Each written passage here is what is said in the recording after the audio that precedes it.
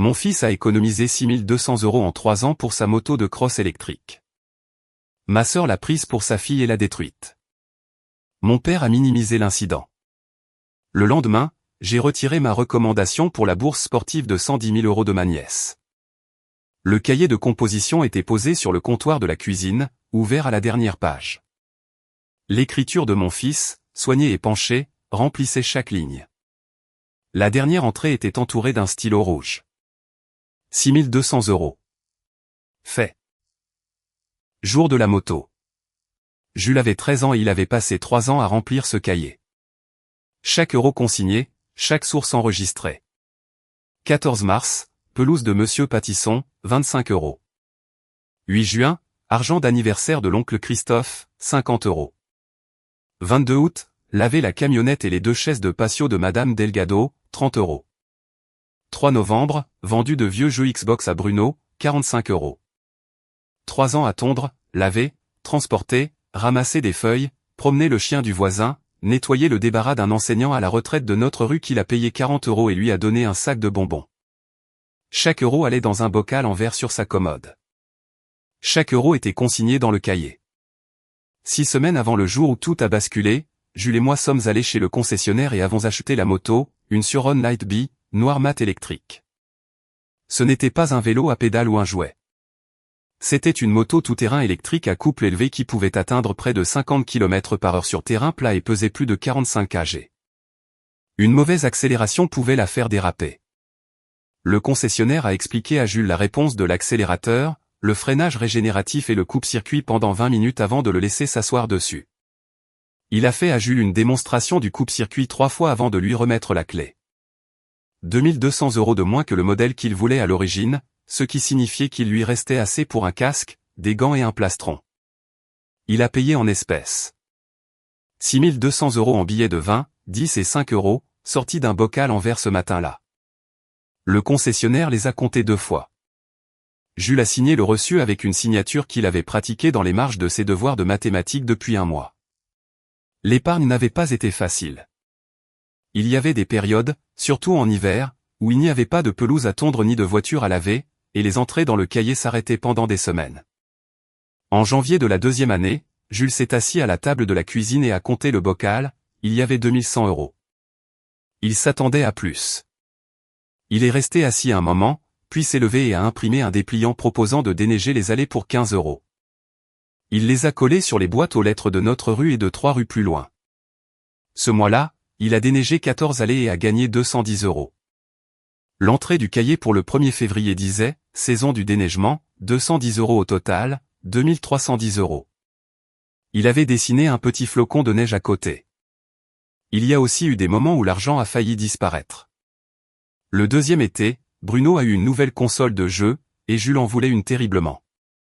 Il est venu me voir et a demandé s'il pouvait prendre 300 € du bocal. Je lui ai dit que c'était son argent et sa décision. Il est resté assis sur son lit pendant 45 minutes. Puis il est revenu et a dit, « Je vais attendre ». Il est sorti et a tondu la pelouse de Monsieur Patisson à la place. C'était cet été-là. Le cahier a commencé à devenir plus net, comme si l'écriture suivait le sérieux avec lequel il prenait le projet. Il a fait un tour du parking du concessionnaire avant que nous la chargions dans le camion. Quand il est remonté dans la cabine, ses mains tremblaient, non pas de peur, mais de cette joie qu'un garçon de 13 ans ne peut contenir dans son corps sans qu'elle ne s'échappe par ses doigts. Il a collé le reçu à l'intérieur de la couverture du cahier et a dessiné une boîte autour au stylo rouge. Le même stylo qu'il a utilisé pour encercler le total final. Puis il a fermé le cahier, l'a mis dans son sac à dos et n'a pas arrêté de sourire pendant 3 jours. Je suis rentré un vendredi après-midi et je l'ai trouvé dans l'allée. Jules avait laissé la moto chez mon père la veille. Il y était allé après l'école, et quand il a commencé à pleuvoir, je lui ai dit que nous la récupérerions vendredi. La moto a passé une nuit dans le garage de Christophe. C'est tout ce qu'il a fallu. Le garde-boue avant était fissuré en plein milieu. Le guidon était tordu à 45 degrés vers la gauche. Le repose-pied gauche était arraché. Le boîtier de la batterie avait une bosse de la taille d'un pamplemousse et le carénage du moteur était éraflé jusqu'au métal nu. Un morceau de poteau de clôture en grillage était encore coincé dans les rayons de la roue avant. Il y avait un mot glissé sous la selle. L'écriture de René au stylo violet avec un smiley à la fin. Petite éraflure, ça partira au polissage. Bisous. J'ai fait le tour de la moto lentement. La fissure du garde-boue avant allait du boulon de fixation au passage de roue. Le guidon était tordu à 45 degrés vers la gauche, ce qui signifiait un impact latéral direct à grande vitesse. Le repose-pied gauche était arraché net, le boulon dénudé. La bosse sur le boîtier de la batterie était assez profonde pour compromettre l'unité scellée, ce qui signifiait un risque de dégâts des eaux pour le système électrique. Et enfilé à travers les rayons de la roue avant se trouvait un morceau de poteau de clôture en grillage galvanisé, tordu et arraché de ce à quoi il avait été attaché. J'ai pris 4 photographies, de face, du côté gauche, du côté droit et un gros plan de la bosse du boîtier de la batterie. Puis j'ai relu le mot. Petite éraflure, ça partira au polissage. Le concessionnaire a imprimé un devis de réparation écrit 2 jours plus tard, 2200 € avec le NIV, les photos des dommages et une note indiquant que le boîtier de la batterie coûterait à lui seul 800 € à remplacer car la bosse avait compromis l'indice de résistance à l'eau de l'unité scellée. J'ai appelé René. Elle a décroché à la 3e sonnerie.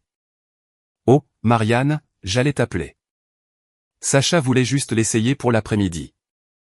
Papa a dit que c'était bon. Elle a heurté une petite bosse et est tombée. Ce n'est pas aussi grave que ça en a l'air. René, le guidon est tordu.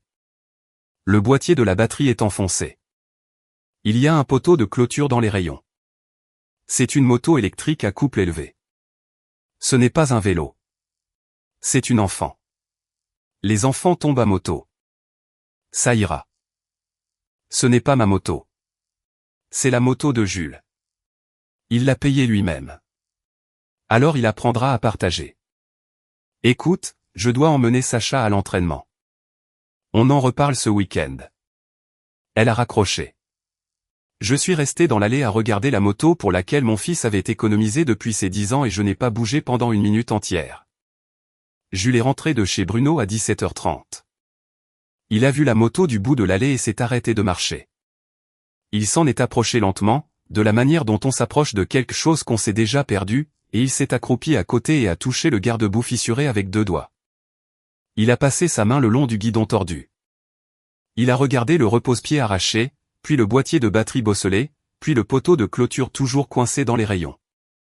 Il a fait tout cela en silence, de la manière dont une personne inventorie les dégâts quand elle connaît déjà le total. Qu'est-ce qui s'est passé? Tante Renée a laissé Sacha la conduire aujourd'hui. Il s'est relevé. Il a regardé la moto une dernière fois. Puis il est rentré, est allé dans sa chambre et a fermé la porte. J'ai entendu le verrou se tourner. Il n'est pas sorti pour le dîner. J'ai préparé son assiette et je l'ai laissé sur le comptoir. À 21h, j'ai frappé et demandé s'il voulait parler. Il a dit non. Sa voix était plate. Pas en colère, pas en pleurs, juste le genre de silence qui sonne comme un garçon qui n'a plus de moyen de s'expliquer sa propre vie. J'ai appuyé ma paume à plat contre la porte et je suis resté là jusqu'à ce que j'entende sa respiration ralentir dans le sommeil. Le lendemain matin, avant de partir pour la maison de mon père, Jules est sorti de sa chambre. Il est passé devant moi sans parler, est allé dans l'allée et est resté à côté de la moto pendant 3 minutes. Bruno est arrivé sur sa propre moto et s'est garé à côté de l'épave. Les 2 garçons sont restés là à la regarder ensemble. Bruno a mis sa main sur l'épaule de Jules. 2 garçons de 13 ans regardant 3 ans de travail tordu en une forme qui ne ressemblait plus à ce qu'elle était censée être. Cette image est restée dans ma tête pendant tout le trajet jusqu'à la maison de mon père. Mon nom est Marianne Arlow. J'ai 34 ans. Je suis entraîneuse sportive certifiée et je possède Performance Arlow, un centre d'entraînement sportif pour jeunes. J'ai bâti l'entreprise à partir d'un local loué dans un centre commercial avec des tapis en caoutchouc que j'ai acheté d'occasion et un logo que j'ai conçu sur mon ordinateur portable. Dominique Vega, mon associée et diététicienne sportive agréée, m'a rejointe après 3 ans. Nous avons maintenant 62 clients actifs, une liste d'attente et 2 entraîneurs à temps partiel. Jules vit avec moi à plein temps. Son père est parti quand Jules avait 4 ans et n'a plus fait partie de sa vie depuis.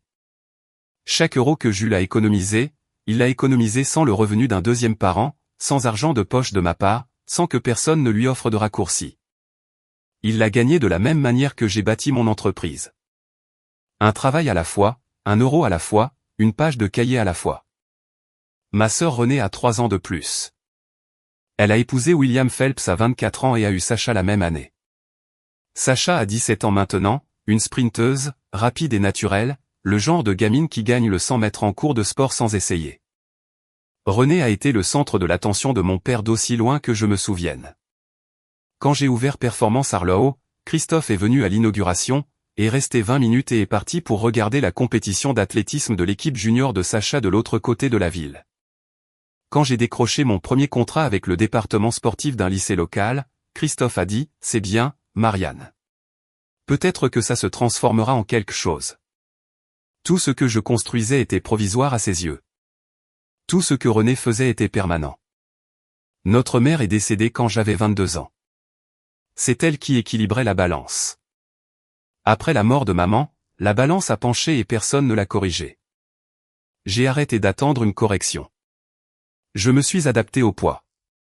Il y a 2 ans, Renée m'a demandé d'entraîner Sacha pour la compétition d'athlétisme. Elle m'a demandé si je le ferais à un tarif familial. J'ai dit que je le ferais gratuitement. C'était ma première erreur. En 2 ans, j'ai entraîné Sacha 127 fois à Performance Arlo. Exercice de sprint, départ en starting block, travail de résistance, séance de flexibilité, analyse vidéo. J'ai rédigé 14 rapports d'évaluation mensuels. Dominique a aidé à concevoir un protocole nutritionnel. La valeur marchande de ces services était de 18 400 €. La première séance a eu lieu un mardi soir de septembre il y a 2 ans. Sacha s'était présenté avec des chaussures de course, une demi-pointure trop petite et un short de basket qui lui arrivait sous les genoux. Elle ne pouvait pas tenir une position de départ en starting block pendant 3 secondes.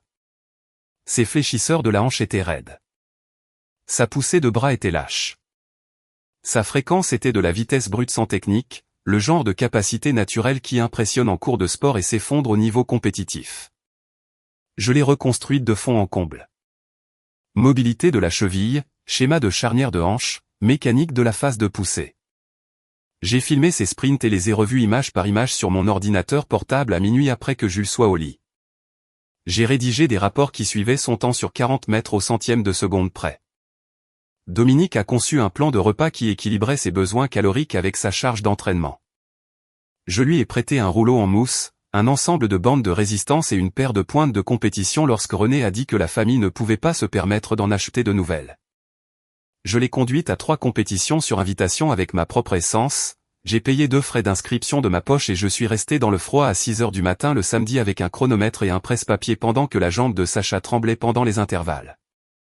Renée s'est présentée à exactement 2 de ces séances. Les 2 fois, elle s'est assise dans le hall sur son téléphone et est partie avant la récupération. Elle n'a jamais demandé ce que disaient les rapports. Elle n'a jamais posé de questions sur le protocole nutritionnel. Elle n'a jamais posé de questions sur les pointes, les frais d'inscription ou l'essence. Elle a demandé une fois si Sacha devenait plus rapide.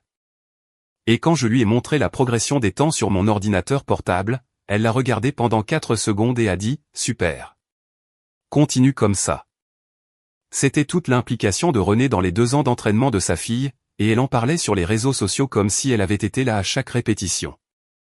Il y a 8 mois, le directeur de l'académie sportive Ridgerest, Guillaume Tate, m'a appelé.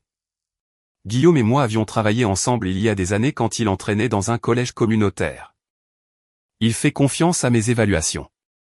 Il m'a demandé si j'avais des athlètes qui valaient la peine d'être regardés pour leur programme de bourse de sprint, 110 000 € sur 4 ans, frais de scolarité, logement, entraînement et déplacement pour les compétitions. L'Académie Ridgerest exigeait que chaque athlète présélectionné ait un parrain professionnel qui vérifierait l'historique de l'entraînement, le profil de risque de blessure et le plan de développement à long terme. La signature du parrain n'était pas une courtoisie. C'était un élément obligatoire du dossier de bourse. Sans elle, le dossier ne pouvait pas être examiné. J'ai recommandé Sacha. J'ai rédigé le résumé de l'évaluation. J'ai soumis les journaux d'entraînement. J'ai joint les 14 rapports. J'ai inclus des clips vidéo de ses départs en starting block et de ses 2 meilleures arrivées de course des compétitions sur invitation où je l'avais conduite. Guillaume a tout examiné, a fait venir Sacha pour un entraînement d'essai et l'a mise sur la liste des présélectionnés. Il m'a dit directement, votre recommandation est la raison pour laquelle elle est ici. Sans votre nom sur ce dossier, je n'aurais pas regardé 2 fois une sprinteuse d'école publique avec ses temps. Il était honnête. Sacha était rapide, mais elle n'était pas une élite. Ce qui la rendait digne de la liste restreinte, c'était le plan de développement professionnel que j'avais construit autour d'elle. Guillaume ne pariait pas sur la vitesse actuelle de Sacha. Il pariait sur mon bilan. Mon nom était la garantie. René a appris que Sacha était sur la liste restreinte et a commencé à le dire à tout le monde. Elle a posté sur les réseaux sociaux une photo de Sacha franchissant une ligne d'arrivée lors d'une compétition sur invitation où je l'avais conduite et payé les frais d'inscription. La légende, tellement fière de ma petite chérie. Bourse complète en vue. Le travail acharné paie. Elle a tagué l'académie. Elle a tagué l'école de Sacha. Elle ne m'a pas tagué. Elle n'a pas mentionné Performance Arlow. René avait traité la liste restreinte comme une lettre d'acceptation. Les commentaires étaient pleins de félicitations. René a répondu à tout le monde. Merci. Nous avons travaillé si dur pour cela. Nous, comme si elle avait couru un seul sprint.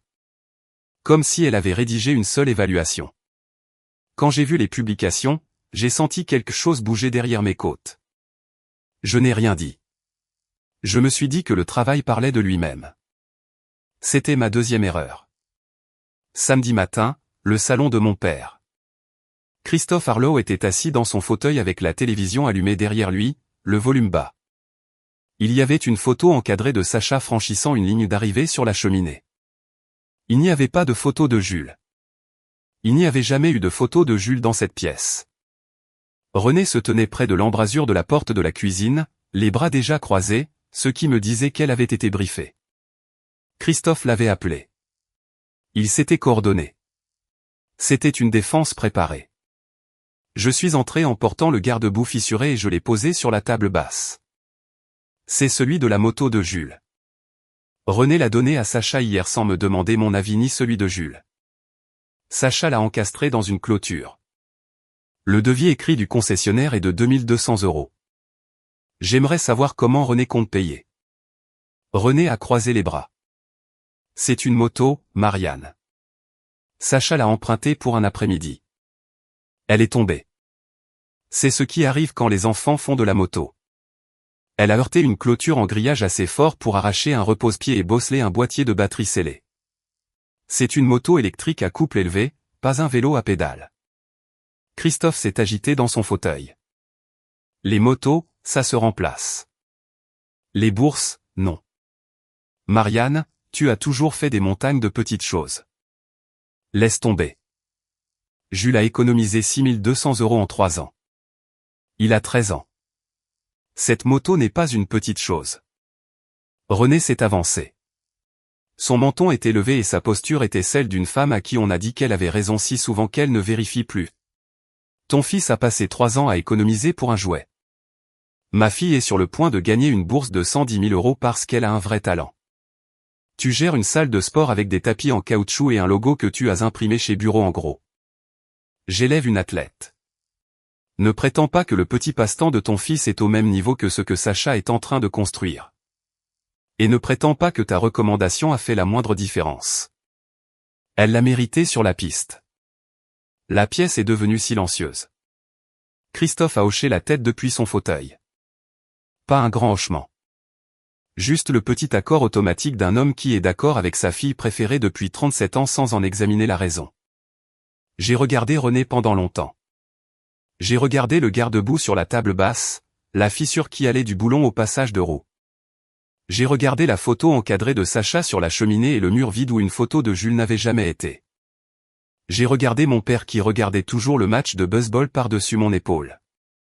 As-tu donné à René la permission de prendre la moto de Jules dans ton garage ? Christophe ne m'a pas regardé. René a appelé et a demandé si Sacha pouvait la conduire. J'ai dit que je ne voyais pas pourquoi pas. Ce n'est pas ta moto. Ce n'est pas ta propriété. Tu as donné la permission de prendre la propriété d'un garçon de 13 ans sans lui demander ni à moi. C'est une moto, Marianne. J'ai ramassé le garde-boue. Je suis sorti. J'ai fermé la porte comme on ferme quelque chose qu'on a fini d'ouvrir. Dans le camion, je suis restée assise pendant 2 minutes, moteur éteint. J'ai failli rentrer. Mais j'ai pensé à Jules. Il n'avait pas élevé la voix. Il avait touché le garde-boue cassé avec 2 doigts et était allé dans sa chambre. Il avait géré ça avec plus de dignité que n'importe qui dans ce salon. J'allais me conformer à sa norme, pas à la leur. Cet après-midi-là, Sacha est venue à la maison. Elle était venue en voiture. Elle a frappé à la porte et a dit qu'elle voulait s'excuser auprès de Jules. Je l'ai laissé entrer. Jules était dans le jardin en train de lancer une balle de tennis contre la clôture et de la rattraper. Le genre de mouvement répétitif qu'un enfant fait quand il a besoin d'occuper ses mains, mais que son esprit est ailleurs. Sacha s'est assise à la table de la cuisine pendant 5 minutes en regardant ses mains. Elle s'est rongé l'ongle du pouce. Elle a regardé le cahier d'épargne posé sur le comptoir. Elle a lu la tranche. Puis elle a dit doucement sans me regarder, « Il y a une vidéo. Maman m'a dit de la supprimer. Je ne l'ai pas fait. » Elle a tourné le téléphone et a appuyé sur lecture. La voix de René était sur la vidéo. Claire comme de l'eau de roche. Fais une roue arrière. Ça va aller sur ta compilation de meilleurs moments. L'angle de la caméra montrait que René se tenait à environ 6 mètres derrière Sacha, filmant d'un angle bas pour rendre la cascade plus dramatique. Sacha a tiré sur le guidon. La moto a bondi. La roue avant s'est levée et pendant une seconde, on aurait dit qu'elle la maîtrisait. Puis le couple l'a surprise. La moto n'était pas un vélo. C'était une moto électrique avec un couple de 80 Nm dès le démarrage. Une mauvaise accélération et le poids a dépassé le point d'équilibre. La roue avant est retombée de travers et la moto a glissé dans la clôture à pleine vitesse. Métal contre métal, la moto a rebondi et a atterri sur le côté avec la roue arrière qui tournait. Sacha a heurté le sol et a roulé une fois. Elle est restée là pendant 2 secondes. Puis la voix de René à nouveau, riant d'abord, un éclat nerveux et aigu, puis passant à la panique. Oh non. Oh non. D'accord, ça partira au polissage. Ne le dis pas à ta tante. 41 secondes. 5 décisions, toutes mauvaises. Sacha était assise à ma table de cuisine, les yeux rivés au sol. Elle avait 17 ans et elle en paraissait 7. Le courage qu'il lui avait fallu pour garder cette vidéo, pour ne pas la supprimer quand sa mère le lui avait dit, était la chose la plus honnête que quiconque dans sa famille ait faite dans toute cette situation. Est-ce que ta mère t'a dit de prendre la moto ? Elle a dit que ça ferait bien sur mon profil de recrutement. Elle a dit, le contenu de sport d'action a plus de vues que les vidéos d'athlétisme. Est-ce qu'elle t'a dit de faire la roue arrière ? Sacha a hoché la tête une fois. Je n'ai pas élevé la voix. Sacha, je ne suis pas en colère que tu sois tombé. Je suis en colère que des adultes aient utilisé la moto de mon fils, mon travail et ton avenir comme des accessoires. Va parler à Jules. Excuse-toi auprès de lui, pas de moi. Elle est allée dans le jardin. J'ai regardé par la fenêtre. Elle s'est approchée de Jules qui a arrêté de lancer la balle. Elle a parlé pendant environ 2 minutes. Jules a écouté, puis il a hoché la tête une fois. Il ne l'a pas serrée dans ses bras. Il n'a pas souri. Il a juste ramassé la balle de tennis et l'a lancée à nouveau contre la clôture. Sacha est resté là encore 30 secondes, puis est revenu par la maison et est parti sans parler. Je suis resté dans la cuisine avec le cahier sur le comptoir et la vidéo qui tournait encore dans ma tête, et j'ai pris une décision que j'avais repoussée depuis le moment où j'ai vu la moto dans l'allée. Dimanche matin, je suis allé à Performance Arlo et j'ai sorti le dossier d'entraînement de Sacha, épais de 5 cm. Je l'ai étalé sur mon bureau et j'ai parcouru chaque page. La progression était documentée en chiffres et en photographies.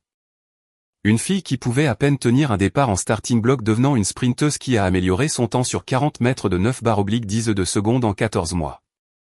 Cette progression était la mienne, mon œil, mon protocole, mes heures. Valeur marchande à notre tarif, 18 400 €. Je n'avais pas facturé un centime. Je n'avais même jamais mentionné le chiffre à René parce que je ne voulais pas qu'elle ait l'impression que l'entraînement avait un coût. Je voulais qu'elle sache que c'était fait avec amour. Mais l'amour ne signifie pas que vous laissez quelqu'un prétendre que c'est de la culpabilité. Et René avait dit à d'autres parents de l'école de Sacha que j'entraînais Sacha par faveur parce que Marianne se sentait coupable du drame familial. J'ai appris cela parce qu'une de mes clientes, Alicia Moreau, me l'a dit à la sortie vendredi. René a dit que tu avais proposé d'entraîner Sacha parce que tu te sentais mal à propos d'une dispute que vous aviez eue. Il n'y avait pas de dispute. Il n'y avait pas de culpabilité. Il y avait 2 ans de travail professionnel que René avait reconditionné en charité d'une sœur qui lui devait quelque chose. J'ai failli abandonner le dossier, mais j'ai ouvert le cahier. L'écriture de Jules. 3 ans de travaux de tonte à 15 €. Il n'avait jamais prétendu que l'effort de quelqu'un d'autre était le sien. Il ne s'était jamais tenu dans un salon pour qualifier les années de travail d'une autre personne de petit passe-temps. J'ai pris le téléphone et j'ai appelé Guillaume Tate. Ma main était stable. Ma voix ne l'était pas, mais j'ai fait avec. Le téléphone a sonné 3 fois et Guillaume a répondu de son bureau. Je pouvais entendre le bourdonnement du centre d'entraînement de Ridgerest à travers la ligne. Le bruit sourd d'un medicine ball au loin. Le grincement des baskets sur un sol de gymnase. Le son d'un monde dans lequel Sacha était à 6 pages de paperasse d'entrée. Guillaume, c'est Marianne Harlow. Je retire la composante de soutien familial de ma recommandation pour Sacha Phelps. Son évaluation physique reste exacte, mais je ne peux plus certifier que son système de soutien est honnête, sûr ou professionnellement aligné avec le développement de l'athlète. Silence pendant 4 secondes. Marianne, êtes-vous sûre? Votre approbation en tant que marraine est une composante obligatoire du dossier. Sans elle, elle ne peut pas rester dans le bassin de boursiers. J'en suis sûr.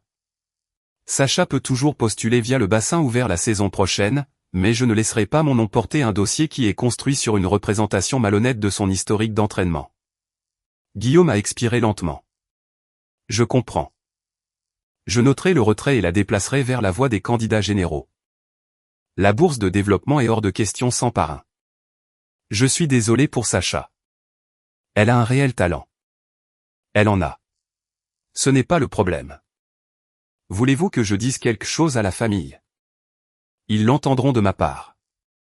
J'ai raccroché. La décision était prise. Ce n'était pas agréable. C'était nécessaire, ce qui est différent et plus lourd. Le cahier d'épargne était sur mon bureau. Je l'ai ouvert à la dernière page. 6 200 €. Fait.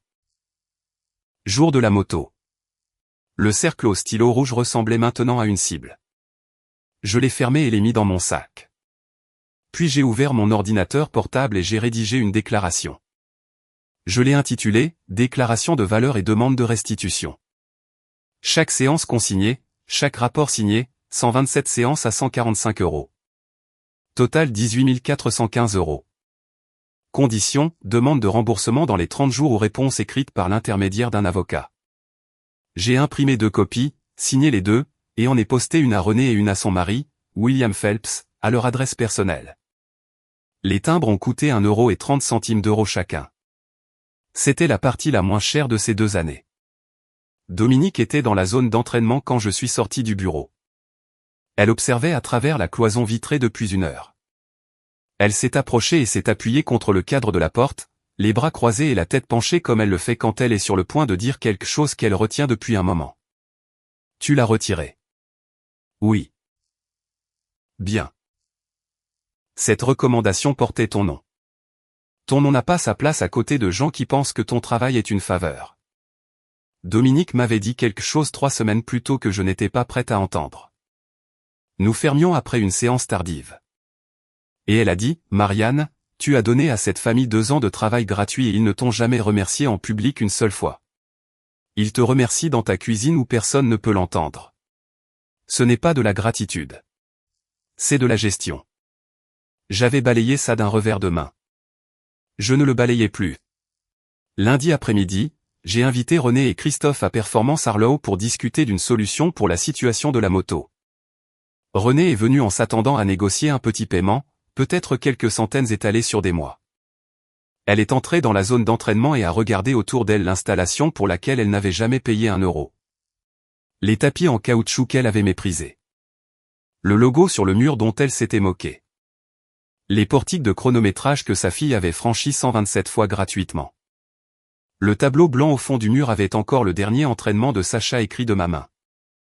4x60 m départ en starting block, 3x200 m tempo, série fléchisseur de hanches. 2 ans de travail résumé en une après-midi de craie.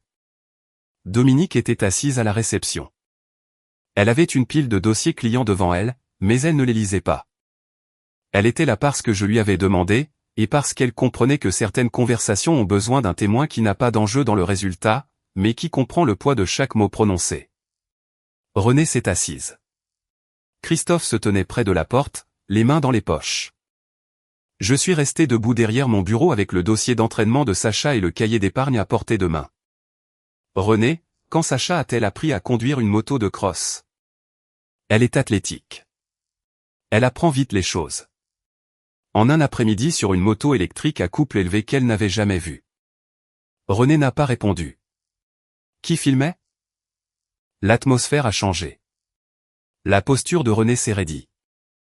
J'ai vu la vidéo, Renée. Sacha me l'a montré. Ta voix est dessus. Tu lui as dit de faire une roue arrière. Tu lui as dit que ça irait sur sa compilation de meilleurs moments. Elle a perdu le contrôle parce que tu as dirigé une cascade sur un véhicule qu'elle n'avait jamais conduit et ensuite tu m'as écrit un mot qui disait « Petite éraflure, ça partira au polissage ». Christophe a regardé Renée. Tu m'as dit qu'elle était juste tombée dans l'herbe. Ce n'était pas si grave. La moto était déjà d'occasion. La moto avait 6 semaines. Le devis écrit du concessionnaire est de 2200 € avec le NIV et les photos des dommages en pièces jointes. L'accident est arrivé parce que tu as filmé ta fille en train de faire une roue arrière sur une moto électrique qu'elle n'avait jamais conduite. C'est de l'imprudence. Les bras de Renée se sont décroisés. Ses mains se sont posées sur les accoudoirs du fauteuil. Tu exagères. C'est une moto. Une moto que Sacha a empruntée pour un après-midi. On va s'arranger pour la moto. La moto n'est pas la raison pour laquelle nous sommes ici. Le silence s'est fait. J'ai entraîné Sacha pendant 2 ans. Je n'ai rien facturé. La valeur marchande de ces services est de 18 400 €. Et tu as dit à d'autres parents de l'école de Sacha que je l'ai fait parce que je me sentais coupable d'une dispute familiale qui n'a jamais eu lieu. La bouche de Renée s'est ouverte. Ce n'est pas ce que j'ai dit. Alicia Moreau m'a rapporté ces mots exacts. Renée a dit que tu avais proposé d'entraîner Sacha parce que tu te sentais mal à propos d'une dispute que vous aviez eue. As-tu dit ça? Renée a regardé le mur derrière ma tête. Elle n'a pas nié. Tu as pris mon travail professionnel, 2 ans, et tu as dit aux gens que c'était de l'argent de culpabilité. Tu as pris la moto de mon fils, ses 3 ans d'économie, et tu l'as cassée en filmant une cascade pour les réseaux sociaux.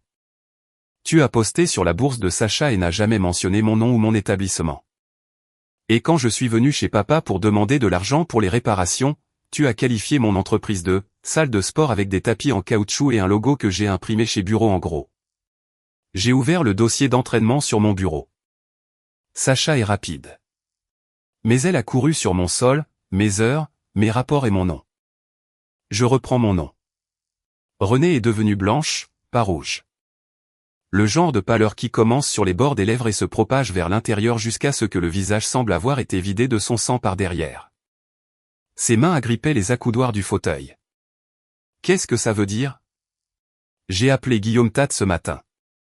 J'ai retiré la composante de soutien familial de ma recommandation pour la bourse de Ridgerest. Sans mon approbation de marraine, le dossier de Sacha ne peut pas rester dans le bassin de bourse de développement. Elle peut toujours postuler par la voie ouverte la saison prochaine, mais mon nom ne porte plus son dossier. Christophe s'est avancé. Sa mâchoire était serrée et ses mains étaient sorties de ses poches. Tu ne peux pas faire ça. C'est 110 000 €.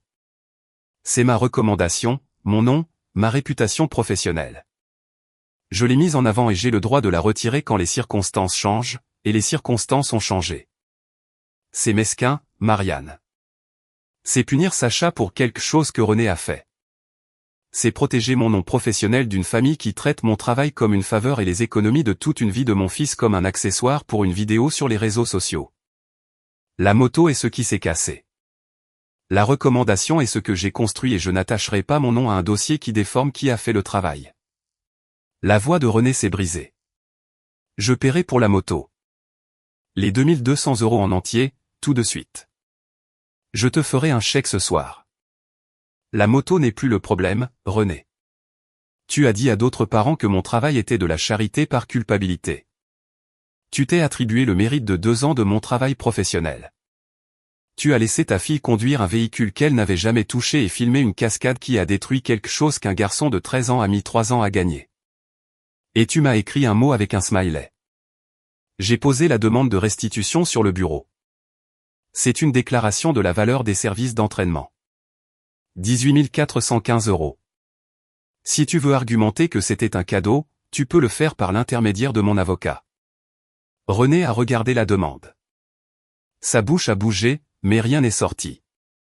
Elle a regardé Christophe. Christophe a regardé le sol. Toute demande future d'utilisation de mes rapports, de mes journaux d'entraînement, des données de mon établissement ou de mon nom passera par mon avocat. Sacha peut reconstruire son propre dossier la saison prochaine, mais elle ne peut pas utiliser le mien. J'ai fermé le dossier. Christophe s'est retourné à la porte. Ta mère n'aurait pas fait ça. Maman n'aurait pas eu à le faire. Maman aurait payé pour la moto. La porte s'est fermée. Je me suis assise et j'ai posé mes mains à plat sur le bureau et j'ai respiré par le nez jusqu'à ce que la pièce cesse de vibrer. Dominique a posé une tasse de café sur le bureau. Ça va? Non. Ça va, ça veut dire que tu as fini de faire semblant. Les retombées sont arrivées comme elles le font toujours lorsque la structure était maintenue par le silence d'une personne et que cette personne cesse de se taire. Ridgerest a retiré Sacha de la filière des athlètes parrainés la semaine suivante. Elle pouvait toujours postuler par le biais du bassin ouvert l'année suivante, mais la bourse de développement de 110 000 € avait disparu. Guillaume l'a confirmé lors d'un bref appel. Il a dit qu'il était désolé pour Sacha et qu'elle avait un réel talent. Mais sans parrain professionnel, le dossier était incomplet et il ne pouvait pas faire d'exception à un processus que tous les autres candidats suivaient. René avait déjà dépensé 3 400 € pour se préparer à une bourse qui n'existait plus. Équipement de marque de l'académie de la boutique en ligne de Ridgerest, 460 €.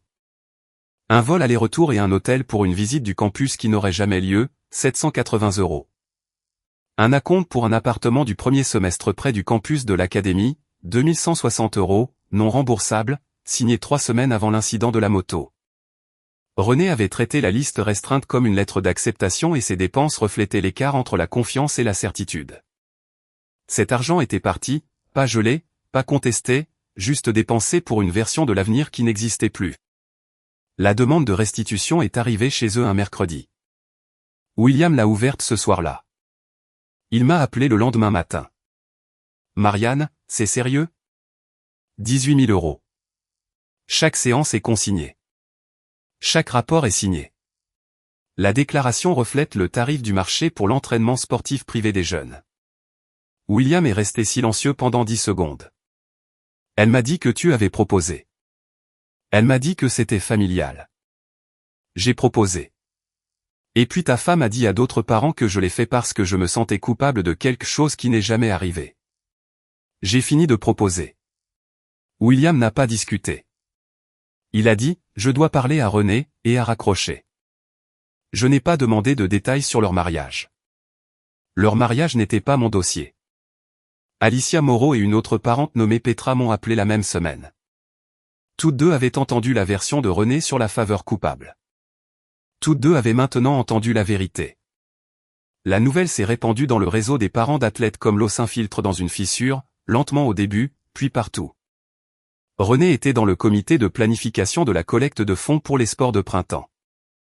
Sa coprésidente a appelé et a dit que le comité avait décidé de restructurer les rôles. L'appel a duré 90 secondes. René n'a pas été retirée en public. Elle n'a tout simplement pas été réinvitée. La différence est plus petite qu'il n'y paraît et plus lourde qu'on ne le pense. Alicia m'a dit plus tard qu'au banquet de remise des prix sportifs de l'école de Sacha, un parent a interrogé René sur Ridgerest à table. René a répondu que c'était, toujours en cours de traitement.